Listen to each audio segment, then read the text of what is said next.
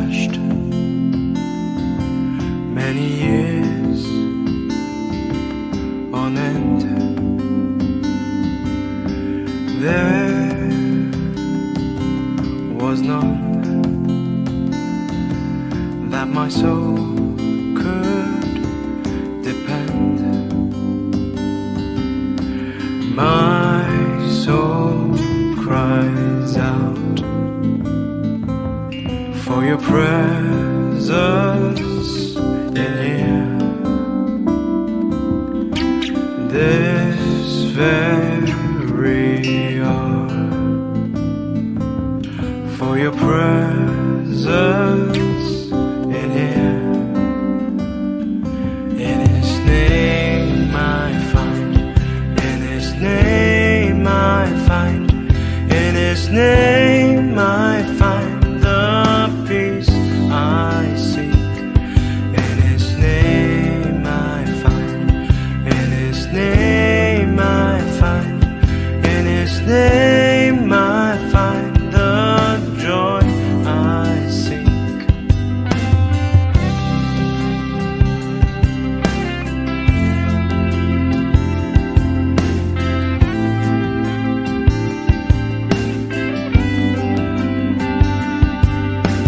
I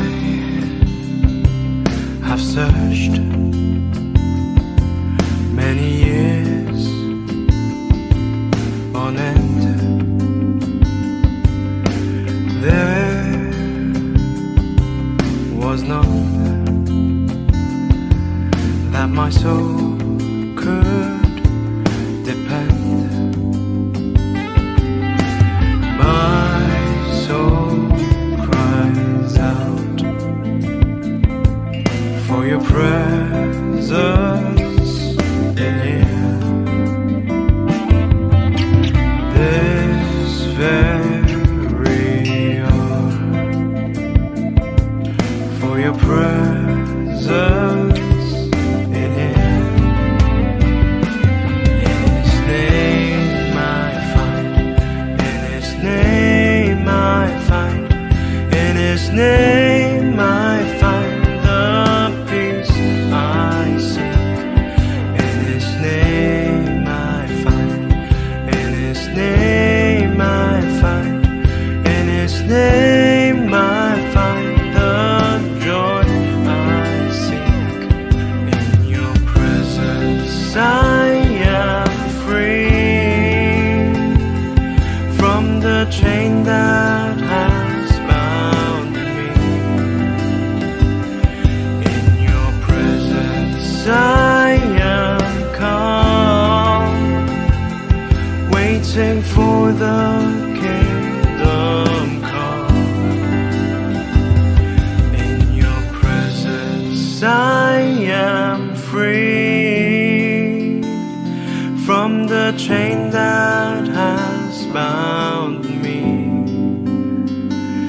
In your presence I am calm, waiting for the kingdom come. In His name I find, in His name I find, in His name I find the peace I seek. In His name I find, in His name I find, in His name I find the joy I seek.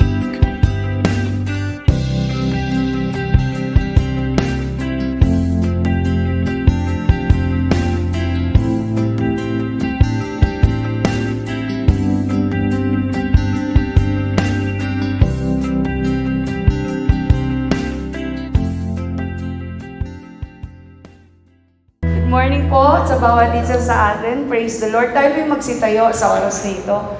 Hallelujah. At tayo ay lumapit sa ating Panginoong Diyos na buhay at makapangyarihan. Amen? Purihin natin ang Panginoon, palakpakan natin ang Diyos. Diyos na buhay, ating Diyos, ating Ama, makapangyarihan sa lahat. Sapat na at higit pa ba ang Panginoon? Amen! Awitin natin sa ating Panginoong Diyos na buhay.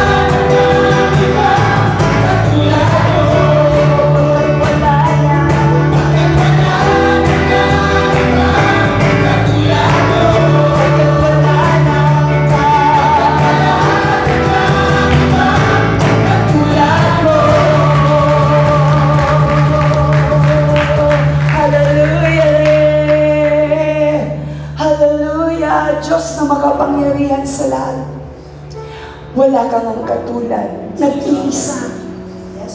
Tuloy na pinupuri ka namin. Luluwalhatin ka namin. Karapat-dapat ka pag-alayan ng mga awiting pagsamba, Panginoon.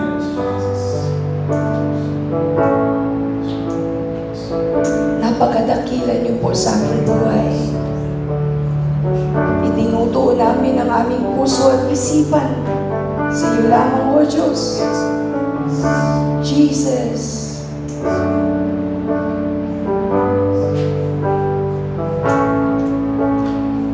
O Diyos, Ikaw ang tunay na dakila sa mundo.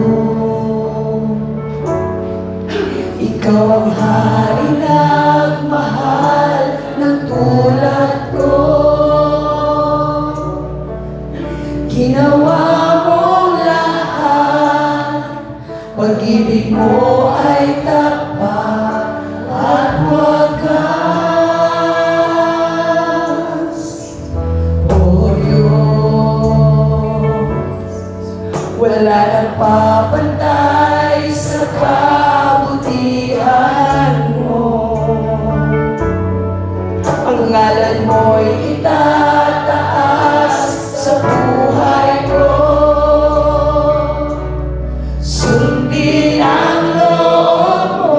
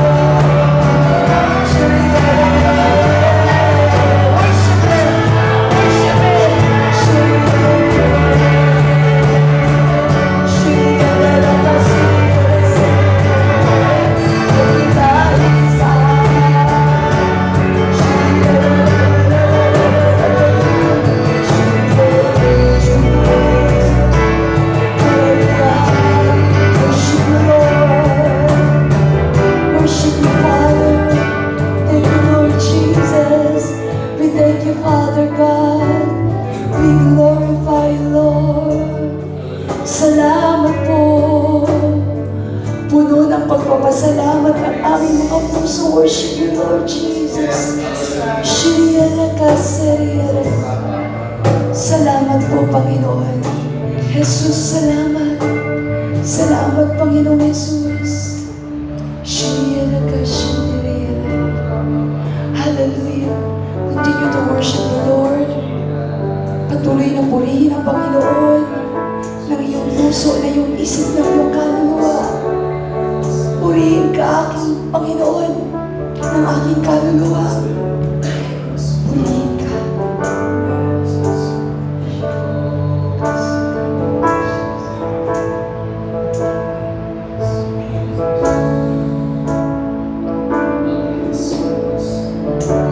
Jesus, salamat. Oh Diyos, salamat. Nananatili kang tapat, ibinigay mo ang lahat, kulang ang buhay ko. Maging ang mundo sa laki at lawak ng pag-ibig mo. Jesus, salamat. Oh Diyos, salamat. Nananatili kang tapat, ibinigay mo ang lahat, kulang ang buhay ko.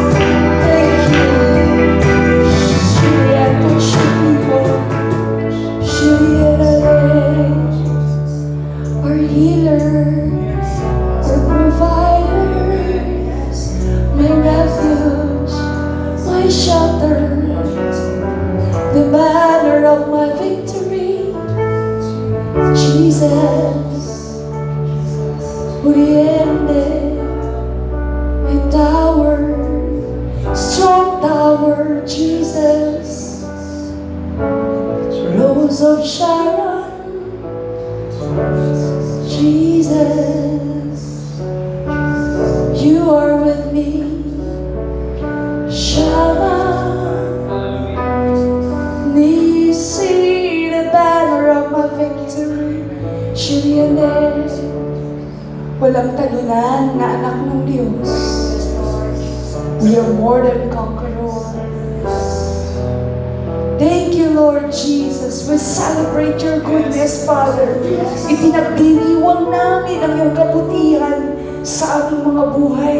Salamat, Panginoon. Salamat sa iyong presensya. Salamat sa iyong pagkilos. Salamat sa dampi ng kayong kalwalatian ninyo sa aming buhay. Totoo at tunay, Panginoon. Salamat, Panginoon. You are changing us, O Diyos, from glory to glory. Thank you, Father, for your presence. We love to be in your presence, Lord, together with your people, Father. We long to stay in your presence, O Lord Jesus. Oh, Holy Spirit, we thank you. For in your presence, there is joy, fullness of joy. Hallelujah. We bless you, O God. We bless you, Jesus. This is our praise in Jesus' name. Amen. Amen. Holy Spirit, thank you. Hallelujah. Praise God. Palapakan po natin ang ating pong Panginoon. Isa pong mapagpala at mabiyayang umaga sa bawat isa.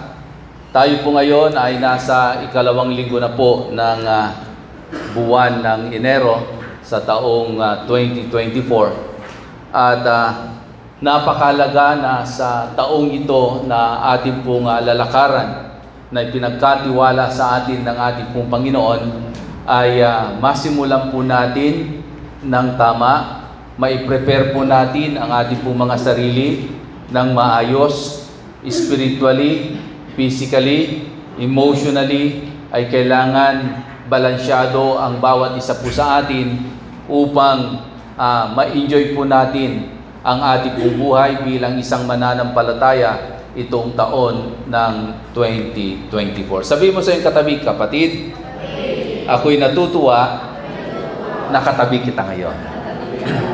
Amen? So, alam niyo po, walang pinakamagandang lugar na dapat na ating pong mapuntahan at paglaanan ng oras, kundi ang lugar kung nasaan ang presensya ng ating pong Panginoon. And we believe na sa apat na sulok ng lugar na ito, nandito nananahan ang presensya ng ating pong Panginoon. Amen? Dahil maliwanag ang sinasabi ng salita ng Diyos, na pag merong dalawa o higit sa dalawa na nagkatipon sa kanyang pangalan, siya'y nandoon sa kanilang kalagitnaan. So, ang presensya ng Diyos ay nandito sa ating kalagitnaan, kaya patuloy po nating bigyan ng paggalang, ng honor, ang presence ng ating pong Panginoon sa ating pong kalagitnaan. At sa taong ito ng 2024, ang pinakatema po ng ating pong church na ating pong lalakaran sa taon ng 2024 ay ang United to Serve. So, dapat sa ating pong paglilingkod, hindi po tayo kanya-kanya, hindi po tayo nagsusolo, kundi tayo po ay sama-sama at nagkakaisa. Dahil alam naman po natin na pag ang bawat mananampalataya ay nagsama-sama at nagkakaisa, malaki ang nagagawa nito. Alam po natin na pag nagkasundo, sabi nga po ng banal na kasulatan, pag merong dalawa na nagkasundo sa kanyang pangalan, anuman ang kanilang hilingin, tiyak na yun ay ibibigay. Kaya sabihin mo sa iyong katabi, kapatid, anuman ang hilingin mo sa pangalan ng ating Panginoon, no, tiyak na ibibigay ng Diyos. So, sa umagang ito ay gaya po ng ating pong nai-announce na last Sunday na starting tomorrow, January 8, that is Monday, ay simula na po ng ating pong prayer and fasting. So, bali, isang linggong prayer and fasting po tayo. No? So, we encourage everyone, sa lahat po ng miyembro ng His Church, His Sovereign Church, Likab, na tayo ay tumugon sa panawagan ng pananalangin at pag-aayuno. At yun po yung ating pong pag-uusapan sa umagang ito, kung bakit napakalaga ang pananalangin at pag-aayuno at ano ang naidudulot nito sa ating pong mga espiritual na pamumuhay. At nais ko pong makita po natin na sa pamamagitan ng salita ng Diyos, bakit sa bawat mananampalataya ay napakalaga na sila ay dumako sa isang tinatawag na pananalangin at pag-aayuno. Bakit hindi lamang prayer na lang at wala ng pag-aayuno? At bakit hindi na lang ayuno na lang at wala ng pananalangin? Alam niyo ho ba na biblically ay hindi maganda pag isa lang yung ginagawa mo.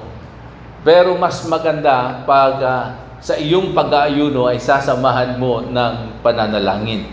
At ganoon din po sa iyong pananalangin ay mas mainam pag ito'y sasamahan mo ng pag-aayuno. Dahil mini-maintain mo yung level ng iyong spiritual life ay laging maging mataas ang antas nito. So, bakit po ito po yung una nating gagawin sa taon ng 2024? Preparasyon po natin ito kasi. Preparasyon ng ating po mga sarili, ng ating po mga spiritual life. Dahil alam naman po natin, maging nung taon ng 2023, marami po tayong mga pinagdaanan sa buhay. May mga nangyaring malungkot, may mga nangyaring masaya, may mga nangyaring mga bagay na hindi natin inasahan na nakapagdulot sa atin ng pagkawalan ng pananampalataya. Tigit sa lahat, yun ang naging daan para malugmok tayo at talagang mawala tayo sa sirkulasyon sa ating pong pananampalataya. Pero ang pinakamaganda sa lahat, dahil nga ang Diyos ay napakabuti sa ating pong mga buhay, kahit ano po yung pinagdaanan natin noong taon ng 2023, tayo ay sinamahan at itinawid ng ating pong Panginoon. Amen? Pwede ba nating palakpakan ng Diyos? Kaya nga, bilang pasimula at paghahanda po natin itong taon ng 2024, mas mainam na maihanda po natin ng maayos ang ating po mga sarili, at ito'y sisimulan po natin na lalo-lalo na sa araw po ng bukas ang ating pong pananalangin at pag-aayuno. Alam niyo po, sa unang turo ni Jesus doon po sa Beatitudes, merong tatlong katuruan na ibinigay ang ating pong Panginoon sa bagay na ito, Sa turo po ni Jesus doon po sa bundok ng Ulibo, ay makikita po natin na in Matthew chapter 6 verse 1 to 4 ay dito itinuro ni Jesus yung kahalagahan ng pagbibigay. And in Matthew chapter 6 verse 5 to 14, itinuro naman po ni Jesus ang kahalagahan po ng pananalangin. And in Matthew chapter 6 verse 16 to 18 ay itinuro naman po ni Jesus ang tinatawag na pag-aayuno o fasting. Okay? So, dito makikita po natin sa tatlong bagay na ito na itinuro ni Jesus doon sa bundok ng Ulibo, ay binibigyan ng emphasis ng ating pong Panginoon yung motibo ng bawat tao na gumagawa ng bagay na ito. Sa iyong pagbibigay, ano ba ang motives mo? Ano? Sa iyong pananalangin, what is your motives? Sa iyong pagpapasting o pag-aayuno, ano ang motibo ng iyong pong puso? So, makikita po natin sa tatlong bagay na ito, in giving, praying, and fasting, ginagawa natin ang mga bagay na ito not to impress people. Ulitin ko po, hindi natin ginagawa ang mga bagay na ito not to impress people. Okay? Ginagawa natin ang mga bagay na ito, para masukat ang level ng spiritual maturity po natin. Okay? Kasi pag nagmamature ang isang mananampalataya, wala na siyang problema sa pagbibigay. Okay? Wala na siyang problema sa kanyang pagbibigay ng kanyang ikapo at handog sa ating Panginoon. Maging sa iyong pagtulong sa kapwa, wala ka na rin problema. At ito'y nakikita sa spiritual maturity ng tao. At pag maayos na po ang spiritual maturity ng isang mananampalataya, hindi na rin po nag-struggle ang Kristiyano sa kanyang pananalangin. Ibig sabihin, meron na po siyang oras at paglalaan ng panahon sa pananalangin dahil alam niya ang pananalangin ay napakalagang aspeto sa buhay ng isang mananampalataya. At then, ganun din po yung pag-aayuno at pagpapasting. Hindi naman po siguro araw-araw, hindi naman once a week o once a month, pero merong certain period of time in 1 year na ikaw ay naglalaan ng pag-aayuno at ito'y pagpapakita na yung spiritual maturity mo ay lumalago. Merong pagbabago. No? Kasi yung mga baguhan pa lamang sa ating pong Panginoon, hindi nila maunawa nito. Hindi nila gagawin ito. Pero habang ikaw ay lumalalim, lumalawak ang iyong kaalaman sa ating pong Panginoon, sa kaharian ng Diyos, sa Kanyang salita, at kung anong mahalaga at makakabuti sa buhay ng isang believer, sa isang follower ni Jesus, ang mga bagay na ito'y magagawa po natin, may isa sa pamuhay po natin na hindi po tayo nag-i-struggle. Amen? So, ano ba ang pananalangin? Bakit napakalaga sa buhay ng isang mananampalataya yung tinatawag na prayer?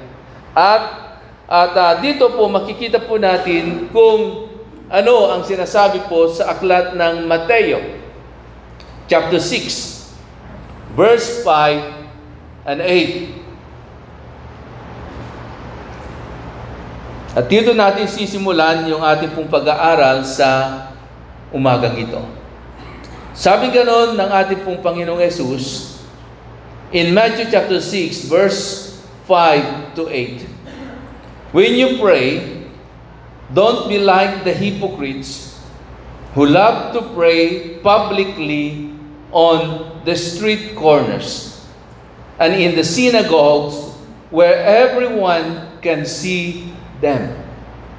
So, sabi ni Jesus, pag kayo ay mananalangin, huwag kayong katulad ng mga taong mapagkunwari. Yung mga taong kagaya ng mga Pariseo at Iskriba na mahilig manalangin sa mga publikong mga lugar na ang gusto nila sila ay nakikita at napapansin ng mga tao. I tell you the truth, sabi ni Jesus, that is all the reward they will ever get. But when you pray, kung kayo daw ay mananalangin, kung tayo daw ay mananalangin, go away by yourself. Shut the door behind you and pray for your Father in secret. So pag tayo daw ay mananalangin, ihiwalay daw natin ang ating mga sarili mula sa karamihan.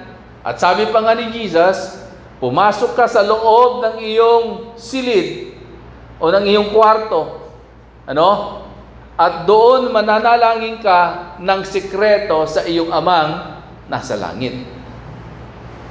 Then your Father who sees everything will reward you. When you pray, don't babble on and on as the Gentiles do.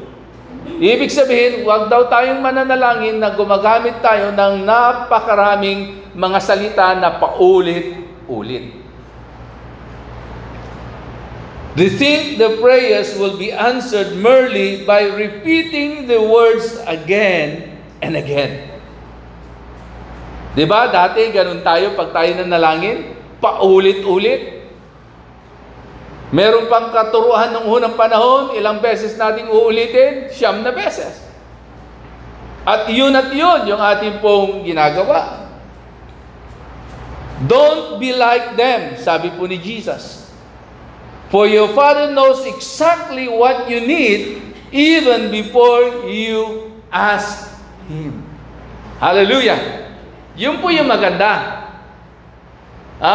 Kahit hindi pala tayo gumagamit ng napakaraming mga salita sa ating pananalangin, kahit sa short prayer lang. Hindi naman yung pahabaan Hindi naman sa dinadami ng mga sinasabi mo. Dito, tinitingnan lagi yung motives ng puso po natin. Yung kondisyon ng puso natin sa ating paglapit sa ating pong Panginoon.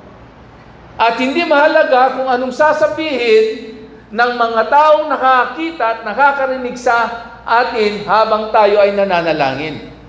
Kasi sabi ganon, ang mas mahalaga, kahit ikaw ay nag-iisang nananalangin, walang nakakakita sa iyo, pero merong isang Diyos na makapangyarihan na nakikita niya ang lahat ng ginagawa mo at alam niya ang laman ng isipan mo at ng puso mo at alam niya ang bawat bigkas ng iyong mga labi na mga salita.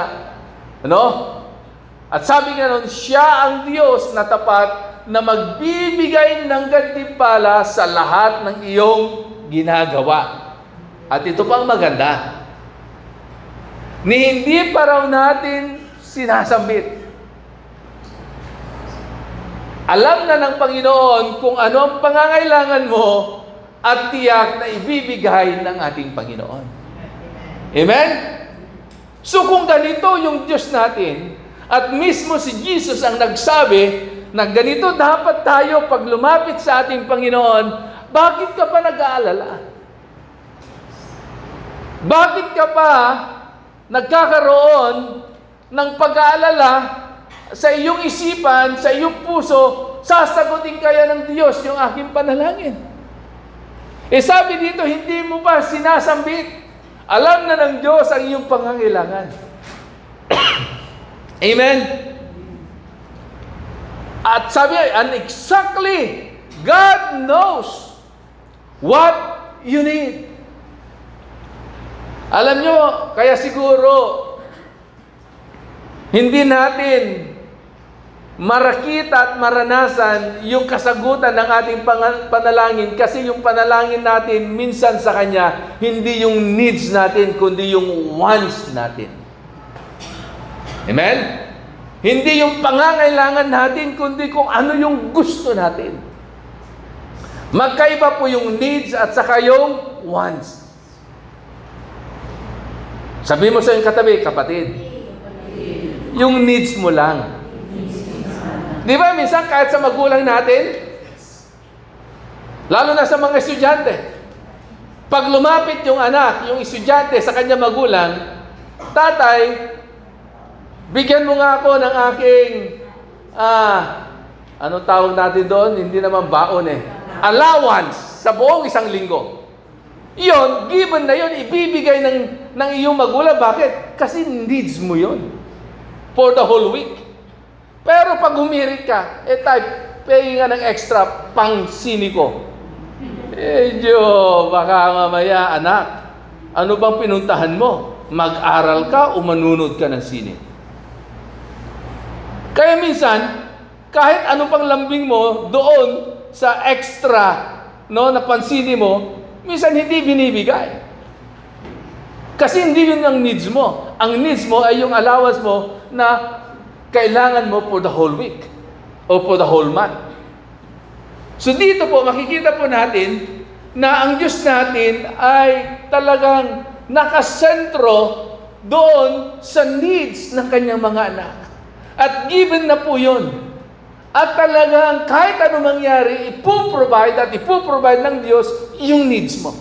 Sabihin mo sa iyong katabi, kapatid, huwag kang mag-alala. Kasi yung needs mo, given na yon, ibibigay ng Diyos talaga yon. Amen? Palakpakan natin ang ating Panginoon. Kaya nga sabi nga ni Jesus bakit kayo nag-alala? Tignan nyo mga ihibon sa himpapawid. Hindi sila nagtatanim, hindi sila nag-iimbak. Ano? Pero sila'y binubuhay ng Diyos, hindi sila ginugutom ng Diyos. Pero sabi gano'n ng ating Panginoon Hesus, higit pa kayo sa mga ibon. Oo nga, bakit tayo nag-aalala? Kung yung needs ng ibon, ipinuprovide ng Diyos. May mga bunga ng punong kahoy, may mga bunga, mga ibang mga pananim sa parang. Pero tayo, mga minamahal kong kapatid, higit pa tayo sa ibon. Dahil tayo ay nilalang ng Diyos ayon sa kanyang wangis. Tayo yung best na creation ng Diyos. Amen? Kaya wag tayong mag-alala, wag po tayong matakot. Dahil yung pangangailangan natin ay siguradong ipoprovide ng ating po Panginoon. And what is prayer? Minsan yung iba hindi nila alam kung anong ibig sabihin ng prayer. Ang alam lang nila, basta ako, pag meron akong pangangailangan, lalapit ako sa Diyos, hihingi ako sa Diyos. Prayer is an act of communication by humans with the Holy God. So ito yung act of communication po natin, is a way of our communication sa kanino? Sa Diyos. Dahil isa sa dahilan kung bakit nilalang ng Diyos ang tao ay hindi lang para magkaroon ng buhay at magkaroon ng kalayaan na mabuhay. Alam niyo ba nung nilalang niya si Adan at si Eva at inilagay niya sa hardin, ano yung purpose ng Diyos at nilalang niya ang tao? Hindi lamang para alagaan yung buong hardin. Yes, yun yung utos ng Diyos. No? Naalagaan nila, pangalagaan nila ang buong hardin. Pero, isa sa priority na ginawa ng Diyos sa tao ay yung sila ay magkaroon ng tinatawag na constant communication. Araw-araw, meron silang pakikipag-communicate sa Diyos, pakikipag-niig, pakikipag-usap sa Diyos. Kaya tingnan niyo po, nung sinuway ni Adan at ni Eva, ang utos ng ating Panginoon na kinain nila yung bunga ng puno doon sa punong ipinagbabawal ng Diyos na huwag nilang kakainin ang bunga na yon. Di ba nagtago sila? Pero hinanap sila ng Diyos. Dahil yun yung panahon na nais ng Diyos na makipagniig ang Diyos sa kanila. Makipag-usap ang Diyos sa kanila. So it's an act of communication by every person with the Holy God. At ito pa, prayer is a personal communication or petition addressed to God, especially in the form of supplication, adoration, praise, and thanksgiving. Kaya nga po, kung maunawaan niyo po, nung itinuturo po natin yung kahalagahan ng pananalangin, na ituro po namin sa inyo yung tinatawag na ACTS. A-C-T-S. Adoration, confession, thanksgiving, and supplication. Nandoon yung ating pagpupuri at pagdakila sa Diyos na buhay. Kaya nga po, tuwing tayo po'y nagsama-sama, tuwing araw po ng linggo dito, meron pong part ng ating pong service, yung praise and worship. Na kung saan doon tayo nagpupuri, sumasamba sa Diyos, nagpapasalamat, dinadakila ang kabutihan ng ating Panginoon, ang kadakilaan ng Diyos sa ating pong mga buhay. No? So a personal communication or petition addressed to God, especially in the form of supplication, adoration, praise, and thanksgiving. Kaya nga pag tayo ay nananalangin, hindi yung agad-agad pagbuka ng bibig mo, Panginoon, pengi. Panginoon, tulungan mo ako. Di ba? Naalala niyo yung mga bata, pag lumapit sa tatay, hindi naman agad-agad, tay, pengi. Di ba? Minsan, meron pa mga bata ganyan. Uy, mukhang gumagawa po si tatay ngayon, ha? Mukhang sa tingin ko okay si tatay, Tay, ganda ng gupit mo. Kung babait si tatay, tapos biglang may kasunod na, Tay, pwede bang makainin? Kung yung normal na tao, ganun siya lumapit Ganon din po tayo sa Diyos. Dapat, dahil kinikilala natin siya na siya ay Diyos na makapangyarihan, Diyos ng kataas-taasan, so kailangan magbigay tayo din ng grabing pagdakila, pagrespeto, pagsamba, at higit sa lahat, pasasalamat sa kabutihan na ginawa niya sa ating pong mga buhay. Okay? Alam niyo po, merong isang tao sa Biblia na ang kanyang pangalan ay si Pablo. Si Pablo po ay kagaya din ng ating pong Panginoon na naging lifestyle na nila ang laging nananalangin sa ating pong Panginoon. At itong si Pablo, tuwing siya po ay pumupunta sa isang lugar at nagbabahagi ng salita ng Diyos, ang lagi niyang pinupuntahan ay yung lugar kung nasaan nandoon ang mga tao na laging nananalangin. Ibig sabihin, lagi siyang pumupunta sa isang lugar na nararamdaman niya na sa lugar na yun yung atmosphere ng pananalangin. Di ba, sa isang mananampalataya na medyo mataas ang level ng kanyang prayer life, pag pumunta siya sa isang lugar, mararamdaman niya kung anong klaseng lugar at anong klaseng atmosphere meron yung lugar na yon. Okay? Pag yung lugar na yon ay malungkot, mararamdaman ng tao na yan. Pag yung lugar na yon ay maraming mga tawag nun, disturbing spirit or mga espiritu na hindi kaaya-aya, mararamdaman ng tao na yan. Kaya si Apostol Pablo, gustong-gusto niyang pumupunta sa isang lugar tuwing siya'y nangangaral ng salita ng Diyos. Sa isang lugar kung nasaan ang mga tao ay laging nananalangin. At dahil sa kanyang pagpunta sa lugar na yon, wala din siyang ginagawa kundi siya rin ay nananalangin at yung lugar na yon ay nagkakaroon ng kakaibang atmosphere. No? At dahil sa ganong klaseng lifestyle na meron po itong sa Apostol Pablo, every time na siya'y nananalangin, anumang sitwasyon, anumang atmosphere sa lugar na yon, ay nagkakaroon ng pagbabago. Ano?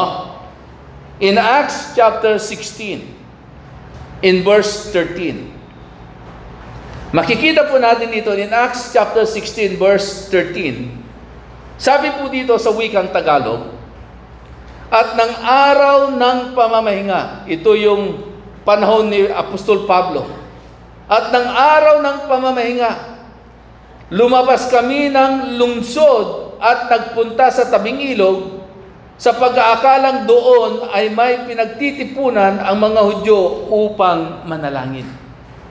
Saan daw sila nagpunta? Sa tabing ilog. Dahil sa pag-aakalang may mga Hudyong nagkakatipon-tipon na nananalangin.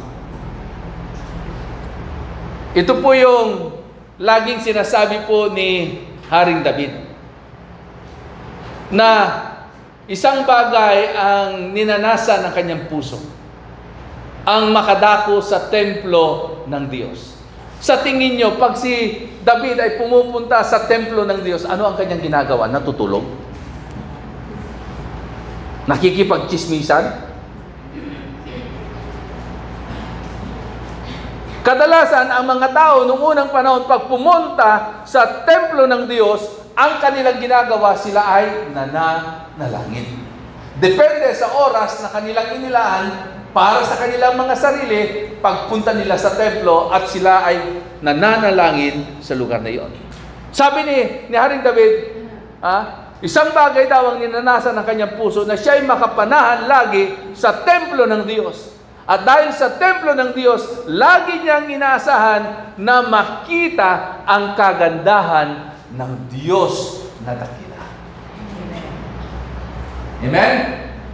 Kung ikaw ay merong nararanasan na grabe sa iyong buhay, punong-puno ng kalungkutan, punong-puno ng takot, punong-puno ng pangamba, at puro pangit na lamang ang nangyayari sa iyong buhay, kapatid, huwag kang manatili sa ganoong kalalagayan. Pumunta ka sa templo ng Diyos, pumunta ka sa isang lugar na alam mo, nandoon ang presensya ng Diyos, at doon manahan ka, manatili ka, manalangin ka sa isang Diyos na buhay, at doon, kapatid, hindi yung problema mo ang makikita mo, hindi yung mga bagay na pangit, hindi yung mga bagay na malungkot, kundi yung kagandahan ng Diyos na iyong dinadakila at sinasampalatayanan.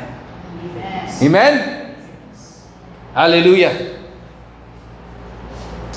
In Acts chapter 16, verse 16, tingnan niyo po sa Apostol Pablo.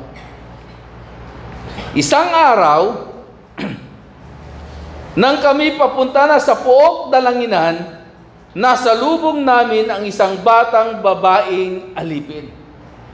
Alam niyo po, ito yung kwento na nung si Pablo at si Silas ay papunta na sa lugar kung saan doon sila mananalangin, nasa lubong nila isang batang babae. At ang babae nito, kaya tinawag na babaeng alipin, dahil siya'y matagal nang inaalipin ng masamang espiritu. At dahil siya inaalihan ng masamang espiritu, itong babaeng ito, ay laging gumagawa ng mga magic. At dahil nakakagawa siya ng mga magic, ng mga bagay na kamangha-mangha sa paningin ng mga tao, pinagkakakitaan nila yon. Okay, di ba? Naalala nyo nung unang panahon sa mga peryahan, may mga magic eh. Naalala ko pa noon, pati yung mga unano, pinapanood natin eh. Kunwari, babaeng pugita. Meron pang ganun eh. No? At isa doon sa mga peryahan noon na pinapanood ng mga tao, yung magic.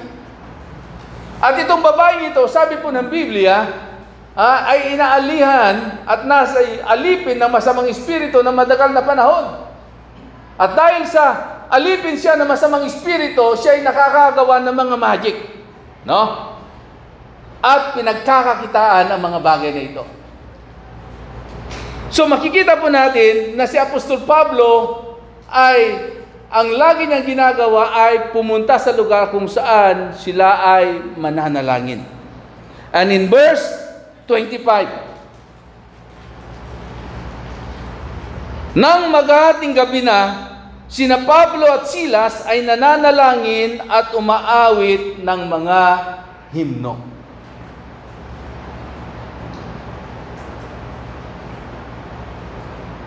Ito yung panahon na si Silas at saka si Pablo ay nakakulong. Pero nung maghahating gabi, ano ang kanilang ginawa? Sila'y natulog? Sila'y nagreklamo dahil sila'y nakakulong? Hindi. Ano ang kanilang ginawa? Umawit, nanalangin at umawit ng mga himno. At sabi po ng Biblia, dahil naiba ang atmosphere sa lugar na yon, biglang lumindol yung pintuan ng kanilang kulungan nayanig at nabuksan at sila ay nakalabas. Sa ating pananalangin, mga minamahal kong kapatid, makikita nyo at mararanasan nyo sa ating pong 7 days of prayer and fasting. Pag ito'y ginawa nyo talaga na taos sa inyong pong puso, makikita nyo po na merong mga tanikala sa buhay po natin, na ito ay makakalagan. May mga tanikala sa ating pong mga buhay na ito'y masisira. Maraming makakalaya at maraming mga himala at maraming kahangahangang kilos at galaw ng Diyos ang mangyayari sa ating pong mga buhay. Dahil po, the spirit of prayer preceded breakthrough and open heaven.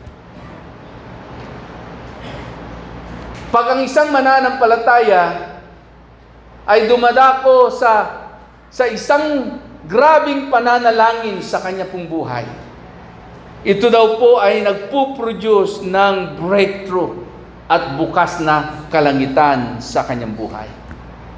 At hindi lamang po bukas na kalangitan, kundi open opportunities sa kanya pong buhay. Lalong-lalo na tayo pong mga lingkod ng Diyos, tayo mga workers ng iglesia nito, na merong desire na ibahagi ang salita ng Diyos.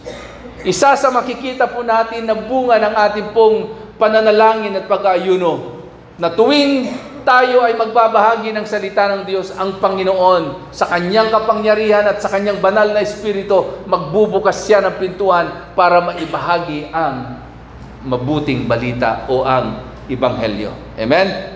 At ito po ay mangyayari pag dumaloy ang tinatawag na supernatural na power ng ating pong Panginoon.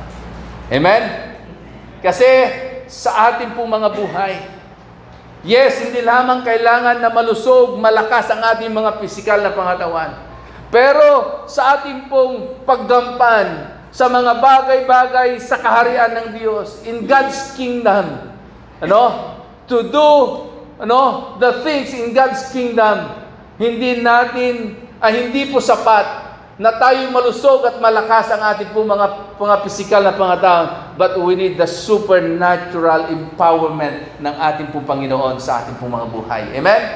Because not by might, sabi nga po ni Sikaraya, not by might nor by power, but my spirit, says the Lord of hosts. Kailangan natin yung kapangyarihan ng Diyos, the supernatural power ng ating Panginoon at ang pagkilos ng banal na Espiritu ng Diyos sa ating pong mga buhay. So, that is prayer. Kung bakit mahalaga ang pananalangin, at nakita po natin sa buhay po ni Pablo na sumunod sa ating pong Panginoon, na nagsabi, I fought a good fight, I ran a good race, I kept the faith, I finished the race. Bakit? Dahil po, siya ay isang tao at lingkod ng Diyos na laging nananalangin sa Diyos na makapangyarihan. Amen? And then, sunod po natin, yung ating gagawin na isa pa, starting tomorrow, yung fasting. What is fasting? Mamaya po, sa mga senior po natin at sa mga adults po natin, ay bibigyan kayo ng kopya nito.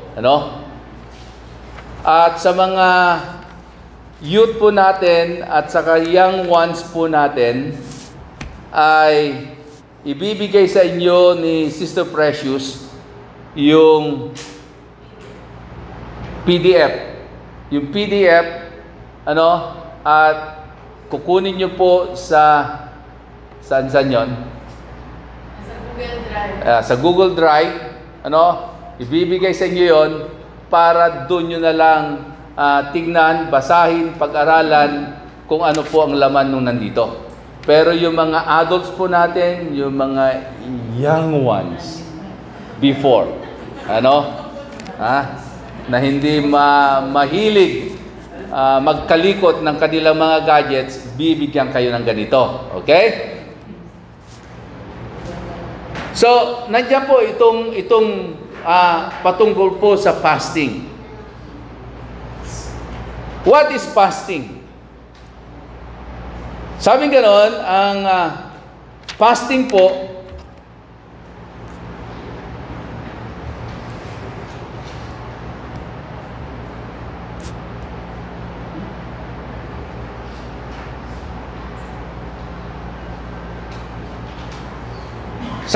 fasting is abstaining from food for spiritual reason.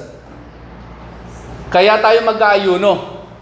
Kaya tayo mag-skip ng meal o mag-skip ng anumang mga kinakain natin dati. Hindi para pahirapan natin yung ating po mga pisikal na pangatawan. Para pumayat po tayo.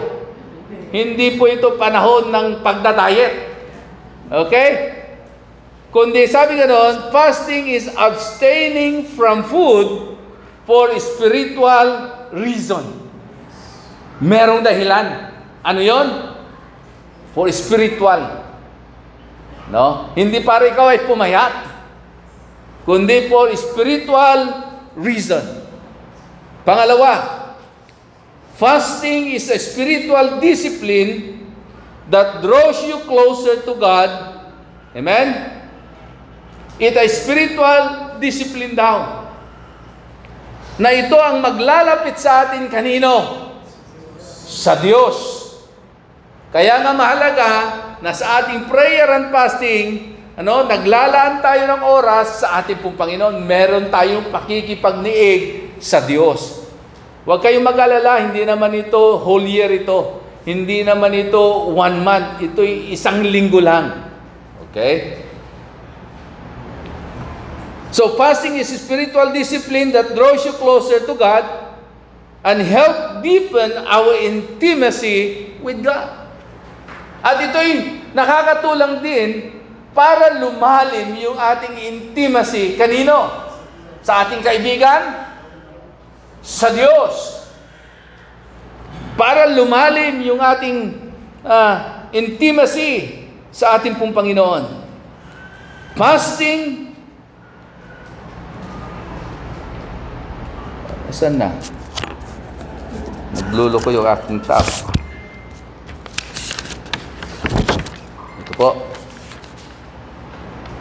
Sabi nga ng fasting helps to find fulfillment in God's calling on your life, as well as subdue your flesh with all its conflicts.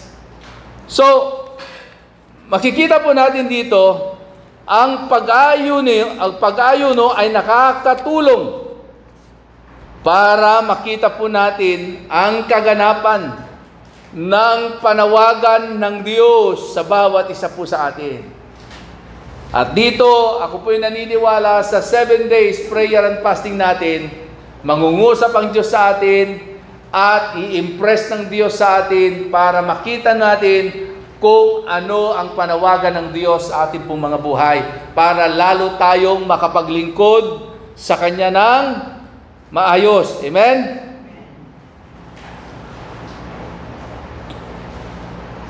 So, it helps us receive clear revelation and direction from God.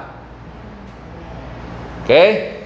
Kung meron kang hinihintay na malinaw na direksyon o revelation ng ating Panginoon sa iyong buhay, sa iyong mga plano, negosyo man yan, sa sisimulan mong negosyo, sa iyong pag-aaral, sa iyong ina-applyan na trabaho, o sa iyong sisimulan na anong pamang mga bagay sa iyong buhay, sa iyong pamilya, ano man yan kapatid, sa iyong pananalangin at pag-aayuno, makikita mo, bibigyan ka ng clear revelation and direction ng ating po Panginoon. Amen?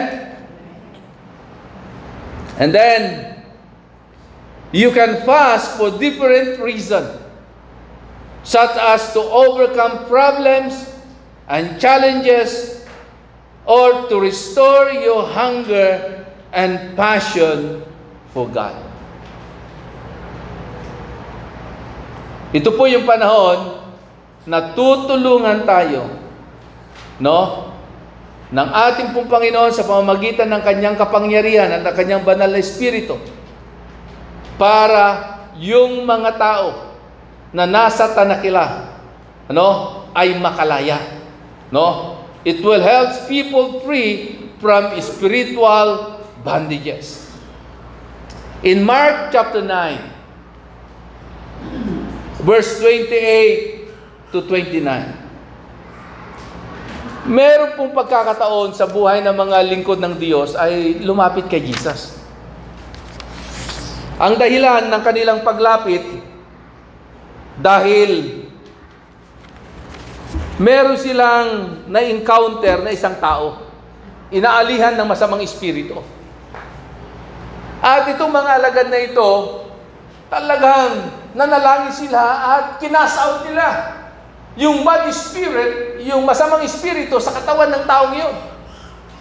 Pero alam nyo, napagod sila. Lahat na lang ginawa nila, pero hindi lumayas yung masamang espiritu. At alam niyo po, bumalik sila kay Jesus. At tinanong nila si Jesus, ano ang dapat namin gawin? Bakit hindi namin mapalayas yung masamang espiritu na umaalipin sa taong yon? At ito ang sinabi ni Jesus sa mga alagad nung sila ay nagtanong ng ganito, why we couldn't cast out the evil spirit? And Jesus replied, this kind can be cast out only by prayer and fasting. May mga pagkakataon sa ating po mga buhay na may mga bagay-bagay na makikita lamang natin ang resulta at pagkilos na matindi ng kapangyarihan ng Diyos pag ang tao na yan ay dumaan sa tinatawag na prayer and fasting. Kaya nga po, hindi ito basta-basta itong gagawin po natin. Meron pong matinding mangyayari. Amen? Sino dito ang na-excite na mag-prayer and fasting? Amen. Yung iba, naku, mukhang mahirap yata yung pastor. Amen? Mamaya, sasabihin namin sa inyo kung anong klaseng pananalangin at pagpapasting ang gagawin po natin. Ano?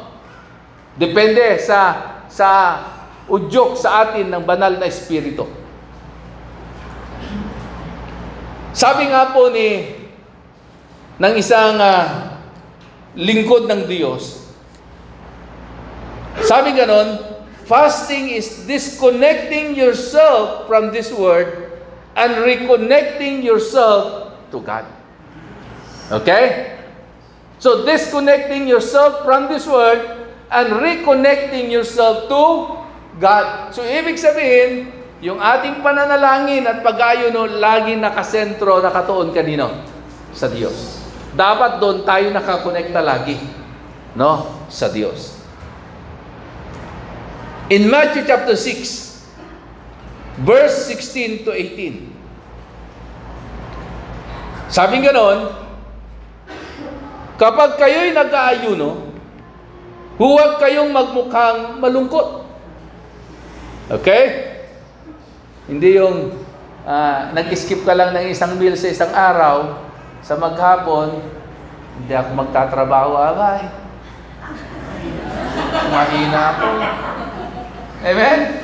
Tapos, hindi ka na makapag-ayos, hindi mo na masuklay ang buhok mo. Amen? Sabi ka nun dito, kung kayo'y nag-aayuno, huwag kayong magmukhang malungkot. Tulad ng mga mapagkunwari. Okay? Hindi sila nag-aayos ng sarili upang mapansin ng mga tao na sila ay nag-aayuno. Tandaan ninyo, tinanggap na nila ang kanilang gantimpala. Sa halip, kapag nag-aayuno ka, maghilamos ka. Alangan naman, pagkagising mo sa umaga, nag-aayuno ako, abay, anak, nag-aayuno ako, hindi ka na naghilamos, hindi ka na nagmumog, hindi ka na nag-toothbrush. Parang pinabayaan mo na yung sarili mo para magmukhang talagang nag-aayuno ako eh.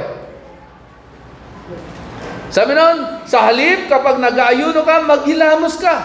Lagyan mo ng langis at ayusin mo ang iyong buhok. Yung iba, magpariban ka pa. Amen?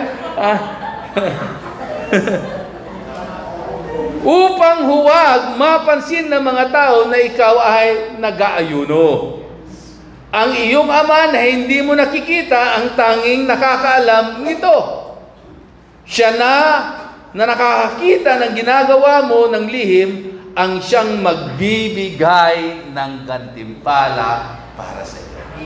Amen? Pag ikaw ay nanalangin, na sikretong nananalangin sa ating Panginoon, naglaan ka ng personal na oras mo sa pananalangin, sino magbibigay sa iyo ng gantimpala? Ang Diyos. Pag ikaw ay nag-aayuno at hindi mo ipinapakita sa mga tao na ikaw ay nag-aayuno at ikaw ay talagang nanghihina na, para bagang normal lang ang buhay mo pero nag-aayuno ka at lumalakas yung spiritual life mo, sino magre-reward sa iyo? Ang Diyos. Sa lahat ng ating ginagawa, pag ginawa natin ito ng tama, tayo tatanggap ng gantimpala mula sa ating pong Panginoon. So, ano po yung mga iba't ibang klase po ng pag-aayuno? What are the types of fasting or fast? Meron pong tinatawag na normal fast or full fast. Ito po yung ginawa po ni Jesus. No? Na hindi siya totally kumain ng 40 days. Okay? Ano po yun? This is when you don't eat and only drink water. Hindi ka kakain, pero iinom ka lang. Pero sa tingin ko, dahil marami sa atin ang first time, hindi natin gagawin yun. Pero depende kung ano ang leading sa iyo ng Diyos. Pero ang leading sa iyo, huwag kang kakain ng isang linggo. Siguro, sa susunod na linggo, pag ikaw ay pumunta dito at di ka kumain, ano kaya itsura natin? Pero puro inom ka lang. Baka payat ka, pero malaki tiyan mo. Puro tubig. Okay? Meron naman pong tinatawag na liquid fasting. This way you don't eat and only drink liquid water and juices. Pero yung iba, hindi po ito advisable, lalo-lalo na po sa pag-inom ng mga juices kung ikaw ay acidic. Okay? Pero depende pa rin kung anong leading sa iyo ng ating pong Panginoon. Okay? And then, pangatlo, yung tinatawag na partial fasting. This is when you abstain from certain foods. Okay? Example, ito po yung Daniel fast. Si Daniel po, nung kanyang panahon, nung siya ay nagkayuno, hindi siya kumain ng anumang karne o meat. Ang kinain niya lamang po ay, kumain lamang siya ng gulay, prutas, at yung mga pagkain na walang halong meat o preservatives. Yung mga mahilig pong kumain ng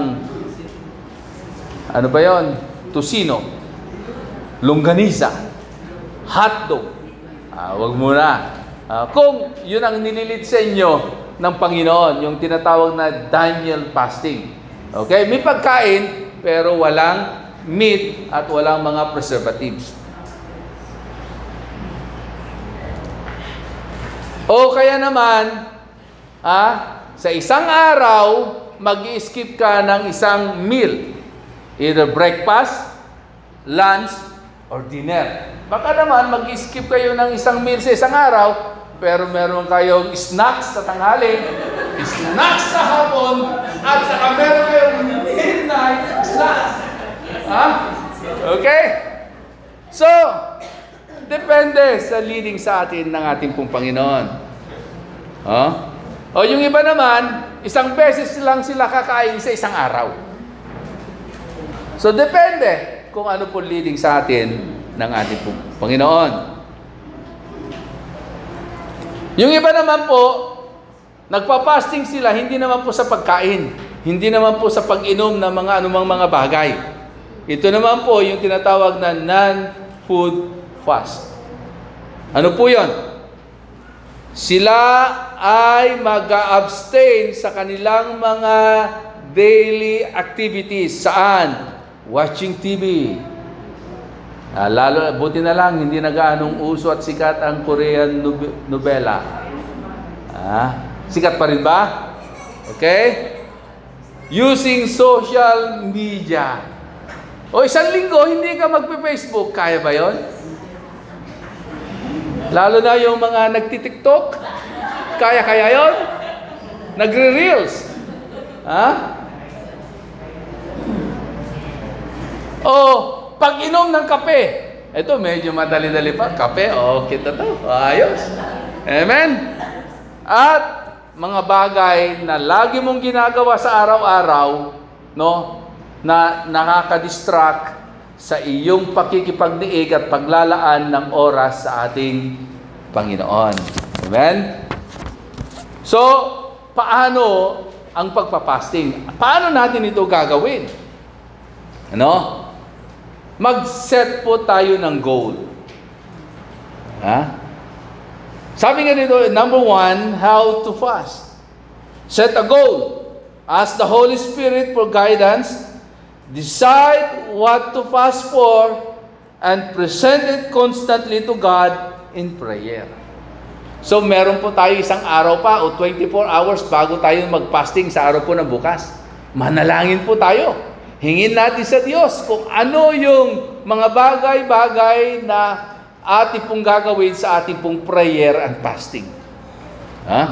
Number 2, decide on the type of fast. The type of fast you choose is between you and the Lord. Hindi yung, i-message mo yung, si Sir, ano yung ipapapasting mo? Ano? Anong klaseng fasting ang gagawin mo? Kung ano sa'yo, ganun na rin ako. Hindi. Amen? Walang kaya-kaya. Okay? Tapos, biglang Sister, nakayanan mo ba? Hindi ka ba nag-struggle? Wag! Amen? Baka mamaya, Sis, hindi ko nakayanan eh. Ako rin. Walang encouragement sa ganun. Amen? Kaya nga, ang gawin natin ganito. The type of fast you choose is between you and the Lord. Okay? Pay attention to what the Holy Spirit leads you to do and do it. Kung anong leading sa inyo ng Holy Spirit, gawin mo. Huwag kang mag-resist. At huwag mo na ipagsabi kay sister o kay brother o kay pastor. Sa iyo na lang at sa Diyos. Okay? And then, plan ahead. Kaya nga meron pa tayong 24 hours. Ibang klase yung plan ahead natin 24 hours Take into consideration that you might feel extra tired. You will be likely feel fatigued, dizzy, and weak.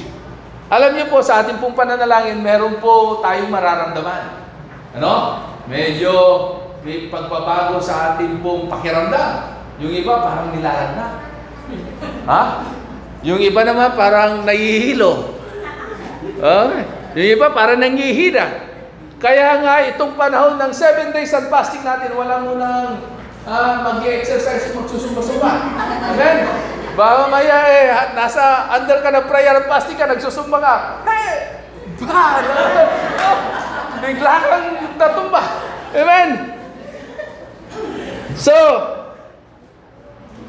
in Psalms 109, verse 24, sabi ni David, my knees are weak through fasting, and my flesh is feeble from lack of fatness. So, meron talaga, maging siya rin David, sinabi niya, ito naramdaman niya, nanghina siya. Dahil sa kanyang pananalangin at pagkayuno. So, meron tayong mararamdaman talaga. Pero sasabihin ko sa inyo, in 7 days, grabe. Unti-unti, ipapakita ng Diyos sa inyo yung bunga ng inyong pananalangin. at pag-aayuno. Amen?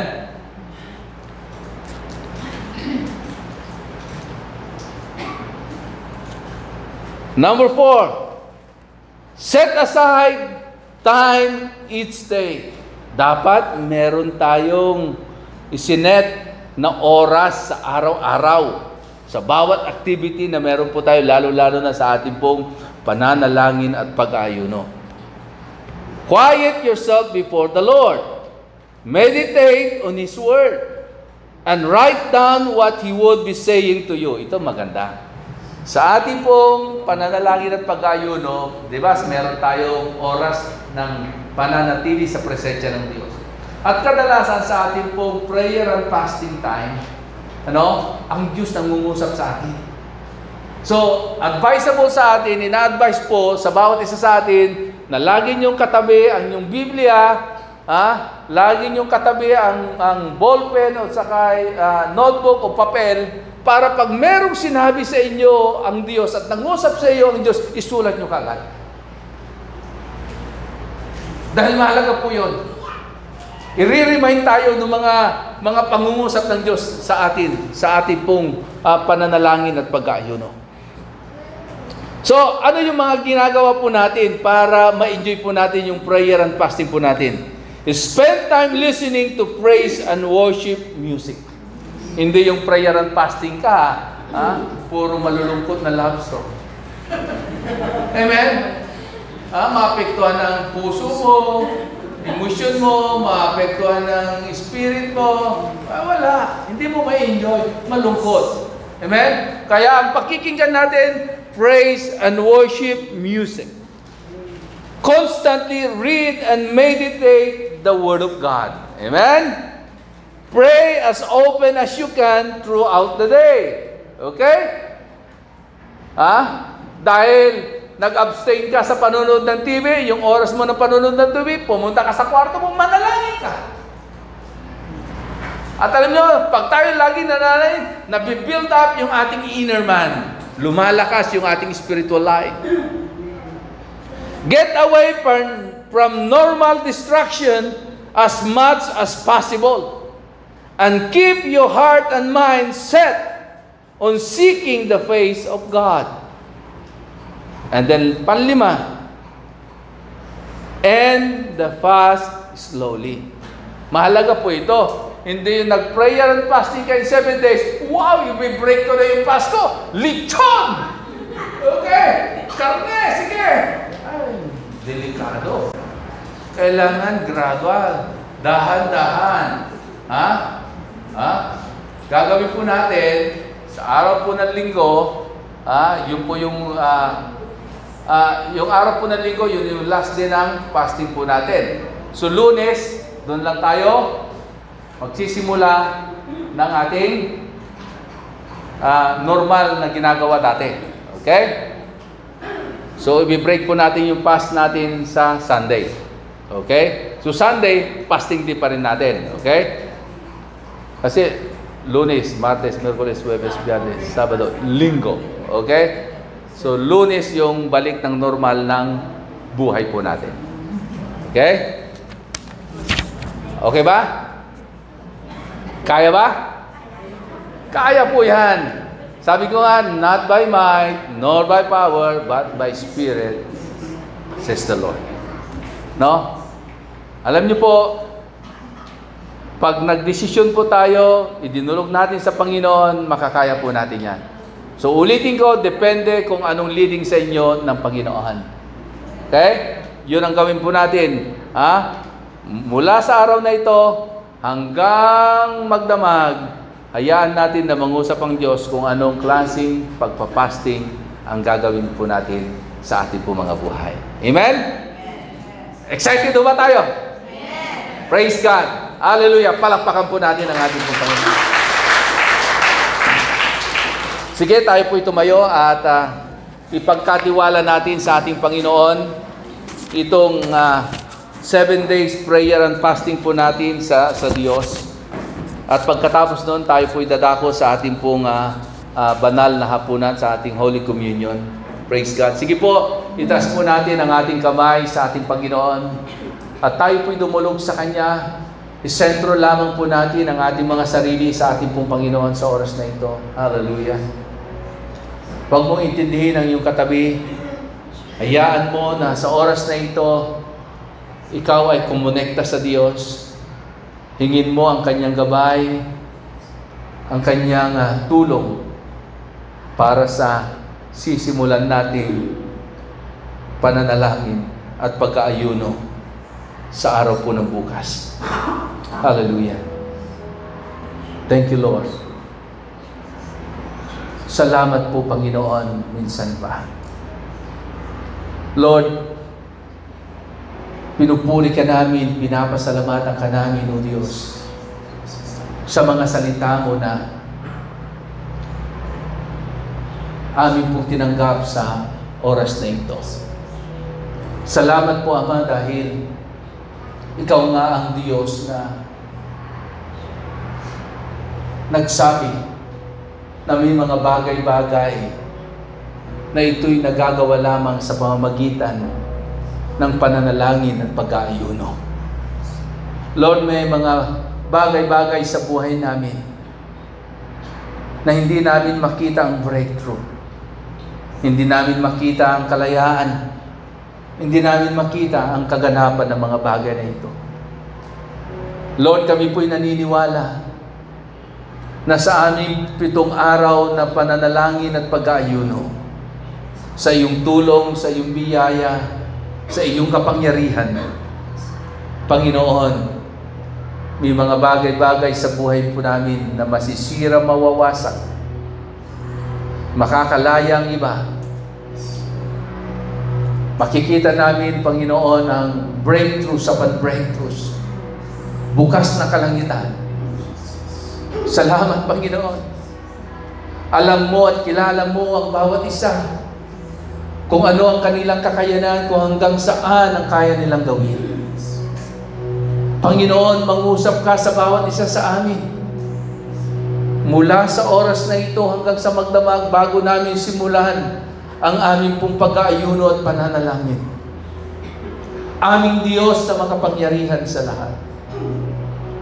Naniniwala po kami, Panginoon, na ito na yung oras at panahon na kailangan naming ilaan ang aming pong mga sarili sa iyo pong presensya, sa iyong piling, marinig ang iyong tinig, makita ang direksyon na iyong igagawad sa bawat isa sa amin. Kaya, Panginoon, sa oras na ito, aming Diyos na makapangyarihan sa lahat, minsan pa, Panginoon, Lord, narito ang iyong mga anak, katagpuin mo ang bawat isa. Bigyan mo silang ng lakas at biyaya, Lord, sa 7 araw na aming pong pag-aayuno at pananalangin. Lord, bigyan mo sila, O Diyos, ng kakayanan na maglaan ng oras sa iyong salita, sa pagbubulay-bulay na iyong salita. Mangusap ka sa bawat isa sa amin, Panginoon. Lord, naniniwala po kami, O Diyos, na merong mangyayaring pagkalaya sa anumang tanikala sa aming mga buhay. May mga bagay, Panginoon, na masisira at mapuputol. At may mga pintuan kang bubuksan. Ama, salamat po, Diyos. Kami naniniwala, Father God, na ito yung tama na dapat naming gawin sa aming mga buhay as a church, Father God, sa iglesyang ito. Oh God, bago namin hakbangan ang taon ng 2024. Lord, salamat po, Diyos. Dalangin namin, Father God, ang iyong kapangyarihan. Dalangin namin, O Diyos, ang iyong pong pagsama sa bawat isa sa amin. Salamat po. Oh, purihin ka, dakilain ka, O Diyos. Kami po'y nagpapakumbaba sa iyong harapan. Lord, inaamin namin, O Diyos, na kung kami hiwalay sa iyo, wala nga kaming magagawa.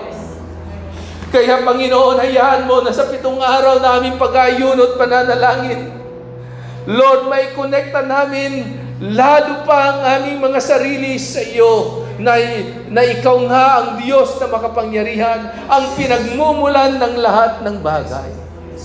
Salamat po, Diyos. Hallelujah. Salamat. Panginoon, ngayon pa lamang, naniniwala kami, Panginoon, na meron ka ng ginagawa sa aming pong mga buhay. Kaya, O Diyos, maging sa aming pong mga kapatiran na nasa kanilang tahanan sa oras na ito, as they will make a decision, Father God, to be a part of this prayer and fasting, O God. Lord, dalangin po namin, Panginoon, na bigyan mo rin sila ng kalakasan at biyaya. Na magampanan nila, Panginoon, ang kanilang pananalangin at pag-aayuno. Lord, that they will experience breakthroughs upon breakthroughs, O God, in their lives. Lord, salamat po. At sa oras na ito, Panginoon, sa iyo namin ipinagkakatiwala ang lahat ng aming pong gagawin sa 7 araw na ito. Lord, samahan mo kami. Pagpalain mo ang bawat isa, Panginoon. Ama, sa oras na ito, sa lahat ng merong sakit at karamdaman, Lord, patuloy ka namin kinikilala na ikaw nga, Panginoon, ang Diyos ng kagalingan. Na sa pamamagitan ng mga sugat at latay na tinamo ni Jesus, Lord, lahat ng sakit at karamdaman ay binigyan mo ng kagalingan. Kaya, Father God, Lord, I release your healing power, O God, sa mga taong ito, Diyos. Ama, sa lahat, Panginoon, na nangangailangan, Father God, ng pinansyal, Father God, Lord, I pray, Father God, for your financial blessing, O God, sa kanilang mga buhay. Lord, patuloy ka namin kinikilala na ikaw ang aming pong Jehovah Jireh, ang aming pong provider. Ang aming El Shaddai, the God who is more than enough, Lord, sa aming pong mga buhay. O God, in the name of Jesus, provide all their needs, O God. Lord, salamat po. At minsan pa, O Diyos, sa oras na ito, sa iyo namin ibinibigay ang lahat ng papuri at pagsamba sa pangalan ng iyong anak na si Jesus. Ang lahat po magsabi ng Amen and Amen. Hallelujah. Powers above all things, above all nature and all created things, above all wisdom and all the ways of man. You were here before the world began. Above all kingdoms, above all thrones, above all wonders the world has ever known. Above all wealth and treasures of the earth, there is no way that man should why you were.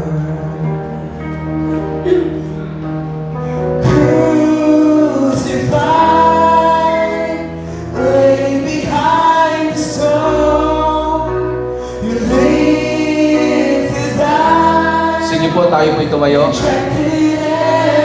Sama-sama po natin awitin ang awiting ito. Trample on the ground, it took the fall and followed me above all power. Yes, Lord, above all powers. All things, above all nature and all created things, above all wisdom and all the ways of man. You were here before the world began. Above all things,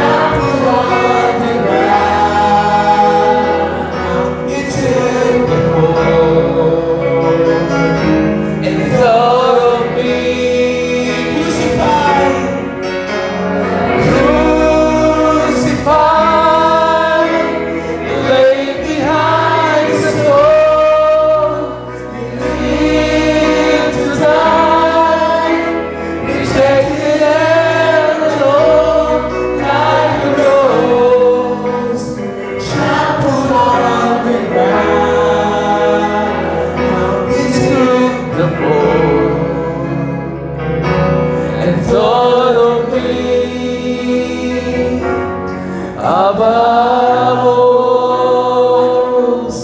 like a rose trampled on the ground.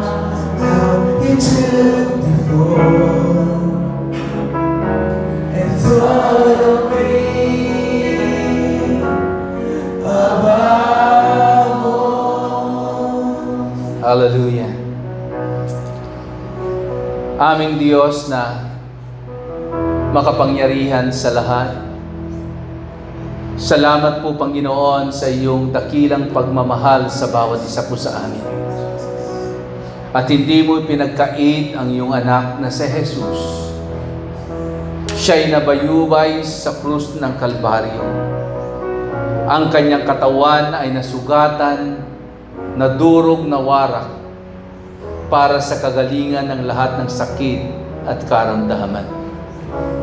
Ang kanyang dugo ay nabubo doon sa krus ng Kalbaryo. Ang kanyang dugo na walang kaparis, walang kapintasan at walang karumihan at walang kasalanan. Ang naging dahilan upang kami ay malinis sa aming mga karumihan at mapatawad sa aming pong mga kasalanan. Kaya aming Diyos na makapangyarihan sa lahat, pinupuri ka namin at pinapasalamatan. Dahil sa bagay na iyon, kami ngayon ay nakatayo sa iyong harapan, nagpapasalamat, nagpupuri, nagagalak. Salamat po, Diyos, dahil meron kaming kalayaan para tawagin ka naming Ama, Daddy, Papa, Tatay. Sa oras na ito, mga minamahal kong kapatid, itaas po natin ang tinapay na simbolo ng katawan ng ating pong Panginoong Yesus. Ang kanyang katawan na nabayubay sa krus ng Kalbaryo na sugatan, na durog na wasak, para sa kagalingan ng lahat ng sakit at karamdaman. Nung gabing siya ipinagkanulo, dumampot siya ng tinapay. Pinagpira-piraso niya ito at kanyang ibinigay sa kanyang mga alagad at kanyang sinabi, "Ito ang aking katawan. Kainin niyo ito bilang pag-alaala sa akin." Sabay-sabay po natin kainin.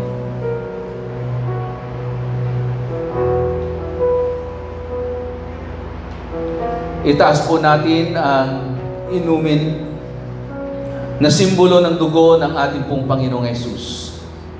Ang kanyang dugo na walang bahid ng karumihan, na siyang luminis sa lahat ng karumihan ng sangkatauhan at nagpatawad sa lahat ng kasalanan. At nung matapos maghapunan, hinawakan niya ang sarong at kanyang sinabi sa kanyang mga alagad, "Ito ang aking dugo. Inumin niyo ito bilang pag-alaala sa akin." Sabay-sabay po natin inumin. Praise God. Palapakan po natin ang ating pong Panginoon. Hallelujah.